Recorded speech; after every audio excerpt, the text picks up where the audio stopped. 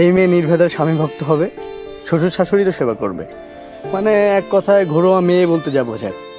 তুই এক দেখাতে সব বুঝে গেছিস না? মেয়েদের মন যখন তখন রং বদলায়। আর অনার্স পড়ুয়া মেয়ে, নিশ্চয়ই বয়ফ্রেন্ড আছে। আমার কিন্তু তা মনে হয় না। বিয়ে করলে এরকম ঘরোয়া সংসারী মেয়ে বিয়ে করা উচিত।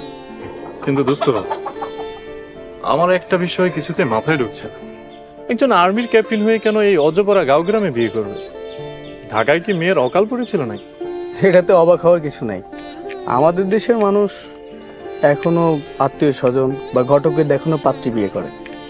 শাহজাদিকেও হয়তো তেমন ভাবে পেয়েছে। আর শাহজাদি তো মার্শাল্লাহ অনেক সুন্দর, দেখে হয়তো পছন্দ হয়ে গেছে। That quite simple.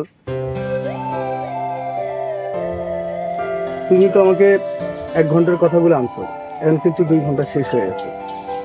না, গ্রামের নির্মল বাতাস, সতেজ সবকিছু, পরিবেশটাও জোস, ভালো লাগছে।